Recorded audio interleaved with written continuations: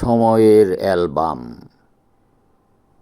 কখন কি ঘটেছে তার ছোট ছোট চিত্র তুলে ধরলাম। ওরা তখন অনেক ছোট, আনন্দে উৎফুল্ল একত্রে মিলিত হতে পেরে। ইতিহাসের হিরো এবং হিরোইনরা। ইতিহাসের হিরো।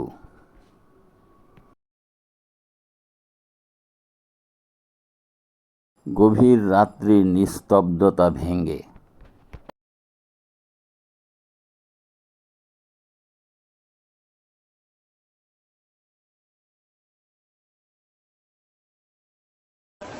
যেভাবে বাচ্চারা কোটা আন্দোলনের জন্য প্রধানমন্ত্রী তৎকালীন বিরক্তি প্রকাশ করে স্লোগান দিচ্ছে তা বলাই বাহুল্য। রুচিহীন এক বিব্রতকর স্লোগান, যাহা অবশ্যই কাম্য নয়। আমাদের দেশে চাকরি না পেয়ে অসংখ্য মেধাবী শিক্ষার্থী যেভাবে এইভাবে দেশের বিরক্তি বাইরে চলে প্রকাশ যাচ্ছে, করলেন, বাংলাদেশ মেধাশূন্য হয়ে যাচ্ছে এবং যেই ভদ্রলোক মেধাবীরা ঢাকা মাটি বিশ্ববিদ্যালয়ের কামড়ে পড়ে আছে খ্যাতিমান ছাত্রদের তাদের জন্য একজন ছিলেন। দেশের ভেতরে যোগ্য বর্তমানে জায়গায় চাকরি হয়, সেই জন্য তুরস্কে বাংলাদেশের এই এক বিশ্ববিদ্যালয়ে অভিশাপ চাকরি কোটাকে সংস্কার করছেন। করার জন্য দাবি জানাচ্ছি এবং যারা দেয়াল লিখন, সারা শহর নয় সারা বাংলাদেশ দেয়াল লিখন দিয়ে। আমাদের জনগণই কিন্তু আমাদের সরকার, সরকারের একজন ব্যক্তি বা আমাদের সরকারকে আমরা কোনো আঘাত করে কিছু বলতে চাই না। আমরা আমাদের দাবি যে এই কোটা, আমরা যদি যুক্তি দেখি 56% যদি কোটা নিয়ে চলে যায়, তো আমরা যারা সাধারণ জনগণ আমরা কি করব? যখন আমাদের বাবা দাদাদেরকে রাজাকার বলছে, তো তখন তার আমরা থেমে থাকতে পারি না। আর এটাকে যে অযৌক্তিক কোটা বলছে, সে 1971 সালের আন্দোলনকেও কিন্তু অযৌক্তিক বলেছিল, কিন্তু এর ফলস্বরূপ যদি আমরা তখন অযৌক্তিক মেনে নিতাম, আজকে আর বাংলাদেশের সূর্য দেখা লাগতো না, আমাদের পাকিস্তান হয়ে আমাদের সূর্য দেখা লাগতো। আমরা ঝামেলার ভয়ে বা ঝামেলা কি আছে কিনা তা খুঁজে খুঁজে দেখছি না। আমরা আমাদের আন্দোলন করতে এসেছি, আমরা আমাদের দাবি জানাতে এসেছি, সেটাই করছি।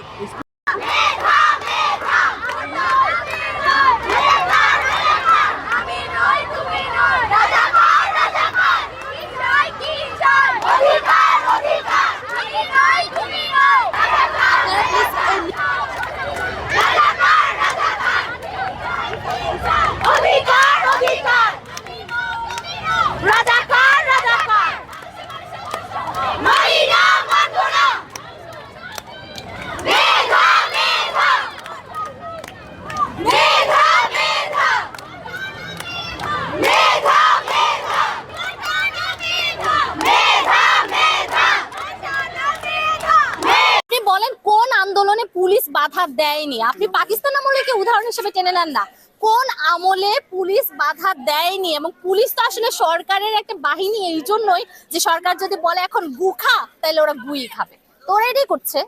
অনেক ভাই আপনি অনেক রাগ হয়েছেন, একটু আদর করে দেন। না না, সে তো রাজাকারের বাচ্চা। ব্রাহ্মণবাড়িয়ার আপনার কোনো অধিকার নেই আমাকে রাজাকার সন্তান বলার। আমি একটা মুক্তিযোদ্ধা পরিবারের সন্তান। বাক্যালাপ অশালীন হয়েছে, যা আপনার কোনো অধিকার নেই সমস্ত আমাকে রাজাকারের বাচ্চা বলার। বিরক্তির সাথে দেখেছে। আমি একটা মুক্তিযোদ্ধা পরিবারের সন্তান। আপনি রাজাকারের কথা বলেছেন।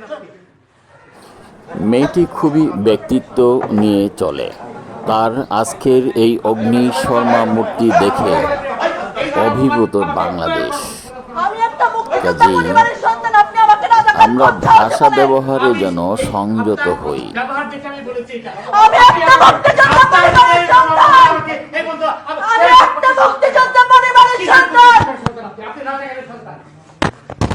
আপনি যেভাবে আমাকে অপমান করলেন, আমাকে এই ধরনের অপমান করার ক্ষমতা সাহস কেউ কোনোদিন পায়নি। আপনি ওদের পক্ষে কথা বলছেন। আমি 2-3 বার বললাম আমি দেখেছি, তাও বলে সে আপনি দেখেছেন, সে আমাকে চ্যালেঞ্জ করছে। কত বড় সাহস না!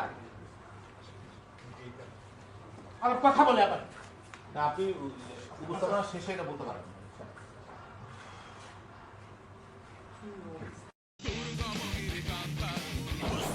যখন উত্তাল সারা বাংলাদেশ, ঢাকা বিশ্ববিদ্যালয়ের প্রতিবাদ যখন সারা বাংলাদেশে ফেটে পড়েছে, তৎকালীন সময়ের একটি গান সহ সম্বলিত ঢাকা বিশ্ববিদ্যালয় থেকে প্রচারিত সুন্দর করে নজরুল ইসলামের গাওয়া গান। প্রতিবাদ মুখর শিক্ষার্থীরা এই গানটি প্রচার করে শক্তি সঞ্চয় করেছে আবার নতুন করে কোটা আন্দোলনকে সাফল্যমণ্ডিত করতে। থেমে থাকেনি তাদের বেগমান ধারা, যেটি ৩৬ দিন বহাল ছিল, অর্থাৎ জুলাই ১ থেকে শুরু করে ৫ই আগস্ট পর্যন্ত।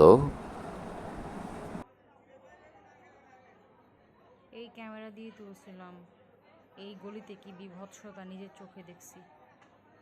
মানুষ খুশিতে বিরিয়ানি বিলি করতেছে, মানুষ খুশিতে বিরিয়ানি খাওয়াইতেছে। এই যে প্লেট নিয়ে একজন ঢুকতেছে,